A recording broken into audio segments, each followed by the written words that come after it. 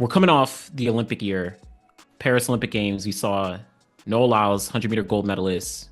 Kashane Thompson, first time out, he got the silver in the 100. We saw Fred Curley, he got the bronze medal. But now we're going into 2025 World Championships. Now, tons of storylines coming off this Olympic season. Are we going to see Noah, defend his world championship title? He's a defending world champion. Are we going to see Kashane kind of take things over? But are we going to see maybe Christian Coleman? Is he going to be able to finally get back on the podium? 2025 World Championships in Tokyo, Japan. What are we looking at when it comes to the men's 100-meter dash? What are your prospects? What are your thoughts right there?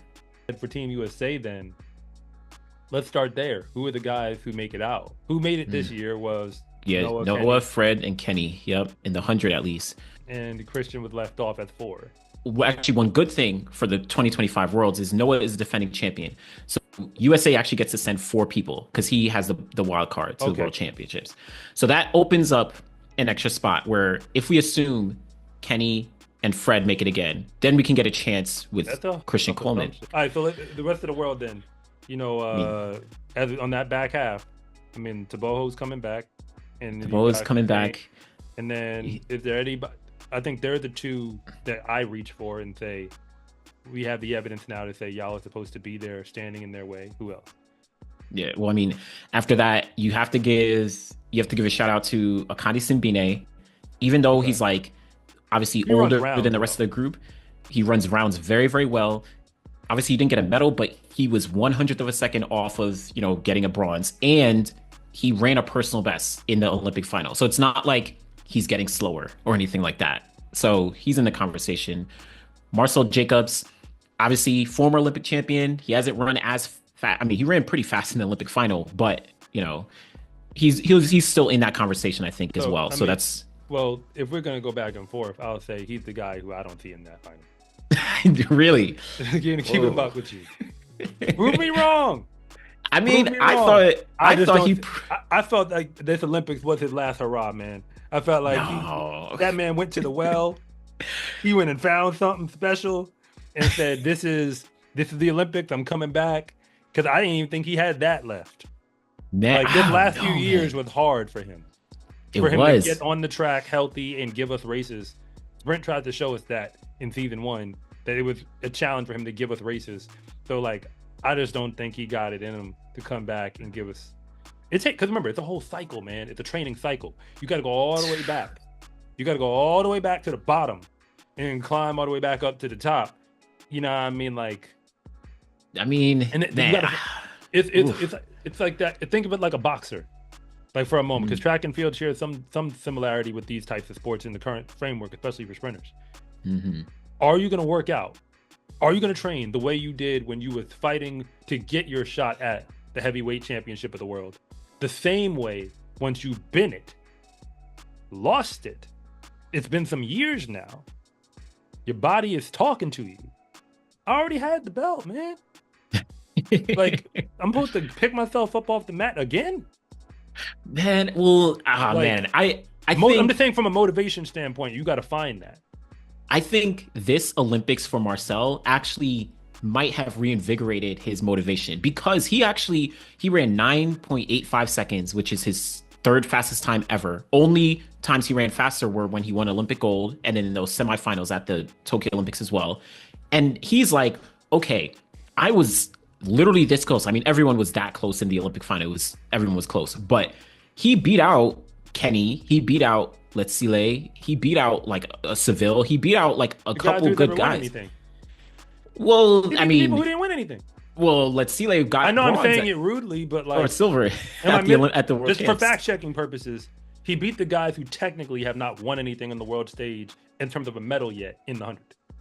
No, Letsile in 2023 he got the silver in the 100. Oh, so okay, all right, yeah, fair. All right. That's fair. So he beat him out right, in the 100-meter Olympic My final. apologies. I'm sorry. But in general, I do hear you. I'll say that I'm not picking Marcel for a medal, but I do think it'd be hard for me to not put him in a final in the World Championship final next year. Assuming things. I could see him as 9 and 10 in my head. I see him sitting right there with Omanyala, 9 and 10. I was about to say this isn't Omanyala we're talking about. Because Omanyala, all due respect, but No one's picking him right now for the finals. But but I think with all the guys as well, I think also Oblique Seville. Oblique Seville, Yes, obviously I he like didn't him. I like he's him. like he's in that conversation as well. He's definitely it'd be hard for me to leave him out of a 100-meter final, He's my even though guy. yeah, If I like had to pick a non-American, and people think I'm biased, for the record, my channel is focused on college track and field, the best high school athletes in the nation, and I do talk sprinting primarily when I talk the pros, with a lens for American professional sprinters.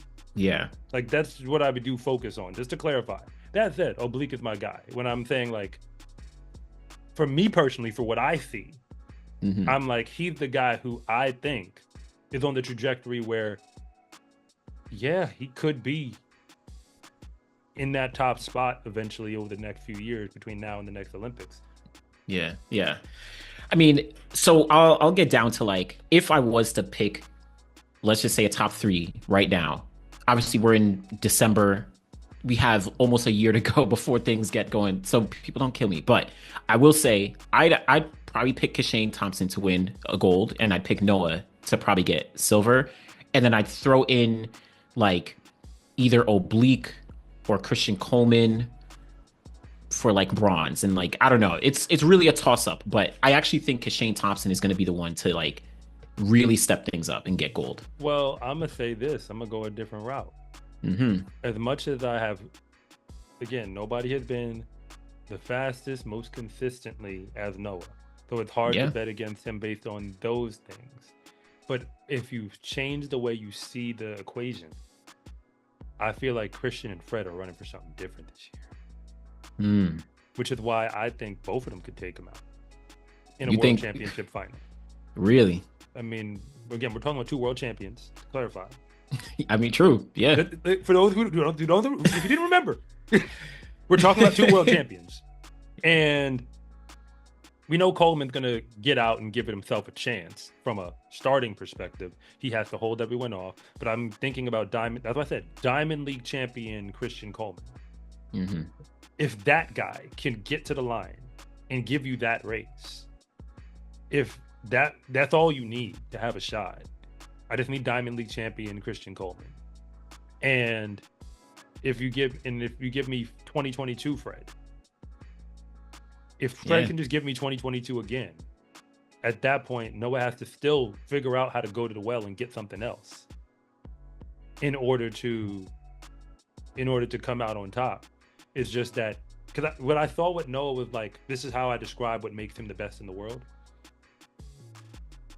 He's the best not because if Bolt is a 10 in terms of like what we were getting from him in world championship finals, Olympic finals, he was giving you things no one else could give you.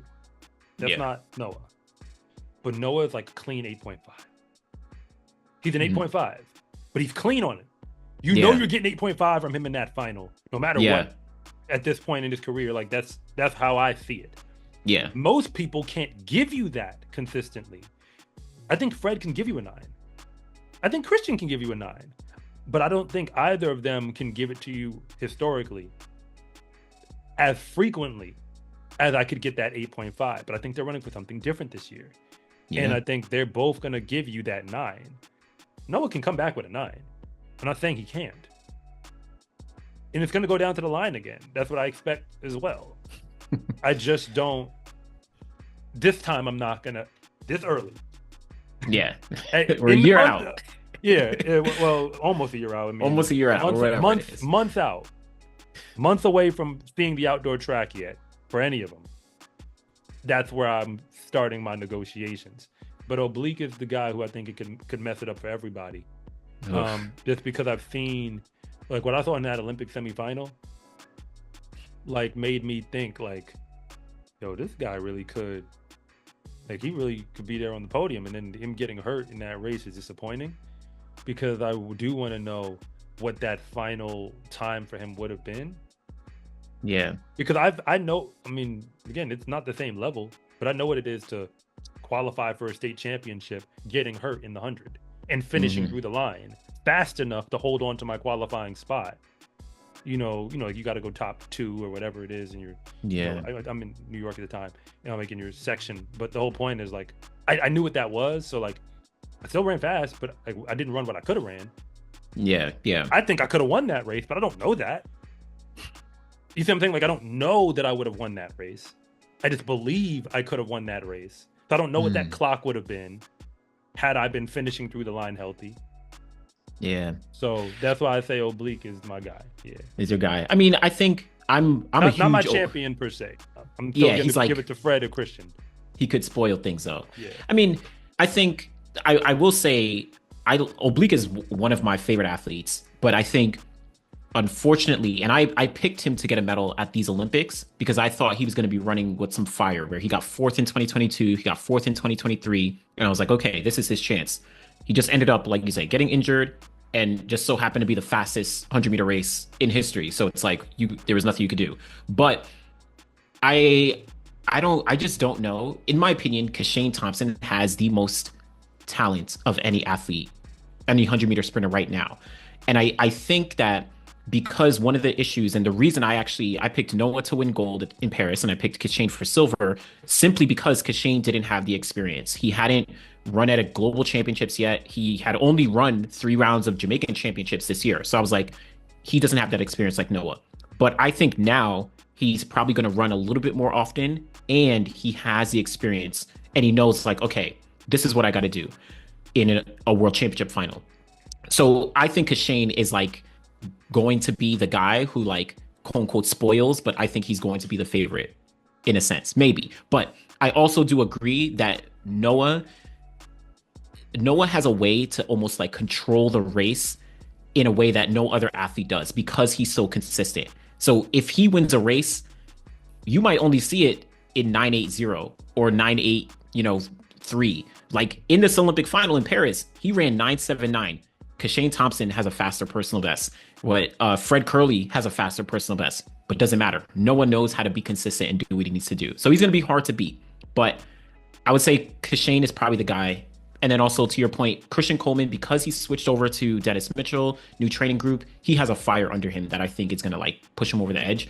But I don't know. It's like very wide open overall. I'd say the guys, every name we just said, I know Taboho's coming. I know that. Yeah. And noticed we didn't even bring him into the discussion. I know. We've been at it for a minute, and we apologize to everybody who's been watching from that part of the world, who is wondering why we didn't say him sooner. I do apologize. That said, we're talking. He's about a 200 guy, though. I mean, yeah. Well, they said that about Noah, and you said it himself. He has an Olympic world championship silver medal. So I wouldn't even give him that title. I would just say that I feel like this year. Well, okay, this is my final take. The men who have something to run for, because everybody's motivated. Like I said, once you have that, once you're full, it's hard to run like you're hungry again. Because if you ain't about being hungry in the final. It's about being hungry in January. It's about being hungry in March. It's about being hungry now this season's going to go wild. You got to be hungry in June, July, and August. Yep. You feel me? Like, who's going to stay in that space? I believe Fred is going to do that. Yeah, Fred is. Like, I don't doubt that. And I don't doubt that Christian Coleman wants it. Like, that he wants it in,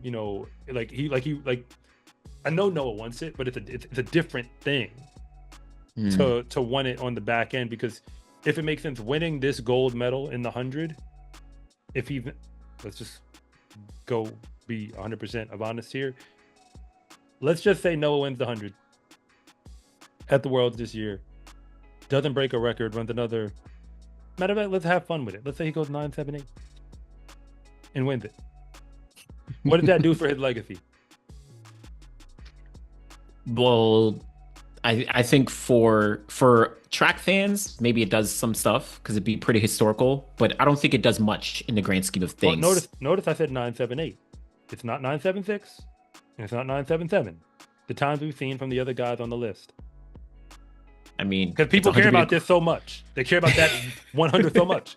So if I said 9.78 and he wins it, I honestly don't think it moved the needle much. It's just another one to add to the chest in the grand scheme of the GOAT debates and everything that we do. So for that reason, if Fred wins it, if Christian wins it, Yeah. What did that do for them? Yeah, it's different. If Kishane wins it, what does it do for him? That's different. If Oblique wins it, what does it do for him? If the Boho wins it, what does it do? Every single man with the talent to mess it up had more of a reason to win than Noah does at this time. So he's gonna have to go Michael Jordan on it, make up motivation. Like, you have to invent motivation to make him want to kill them again at that level. Because, to be honest, we'd be lying to pretend that it's there. It won't mean as much if he wins as it would for them. Yeah, that's fair. That's fair. And we can like, I can not make up. I mean, I could figure out clear motivation where, like, historically, if Noah won world championship 100-meter gold, it would only be Usain Bolt, Maurice Green, Carl Lewis, and Noah Lyles in terms of people who have won double gold at Worlds and then Olympic gold. But to your point, where it's like, that's not like groundbreaking, where it's, if Christian Coleman wins, that is a pretty big deal considering what, like, he hasn't, let's be real, he hasn't won anything since 2019. Literally outdoors. Nothing. Outdoors. Indoors, meters, he the guy. I mean, he's a GOAT. He is a 60-meter GOAT, in my opinion. But yeah, in terms of if he wins a 100-meter gold medal, even if Christian Coleman wins silver or bronze, I think that actually is a massive deal because of, like, what we've seen from him. So to your point, it's like everyone else has a little bit more of, like, something that'll the 100-meter medal will mean to them if they win, as opposed to, like, no, it's like another notch on the belt. Another one to add to the. So that's why I'm saying that, like, Noah's had so much success that, like, it is a challenge to, and, like, I believe he's accepting the challenge. I'm not saying that he's not, but, like, being aware, like, how do I work with? It's kind of like, again, Jordan is the only, because Jordan was insane. Kobe was insane. That's what it was. Yeah. They went to a level that was just beyond in their sport. Yeah. It went beyond what any reasonable human being would ever do. Because winning meant that much to them. So even when you had motivation, your motivation couldn't figure out how to get to their level of motivation. Everybody was trying to catch up. Yeah. But what their regimen, their work ethic was to, like, ensure, like, we're gonna win this. And I don't know if that's the case with Noah this year. So anyway, I'm gonna call it that way. I mean, my too early prediction, I say Christian, I say Fred. I don't, in no particular order. Christian, Fred.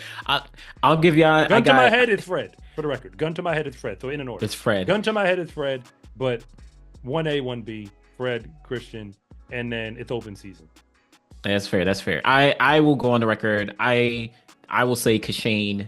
I'll say Noah. Kishane, then Noah, and then I'll say Christian. I'll actually give that 3 in order. But I actually feel pretty confident, even though the season hasn't started yet, all that. But I feel pretty confident about Kishane. That's my opinion. But I'd love to be proven wrong. I'd love to see like any of these guys win gold. Who knows? So well, Oblique is my wild card.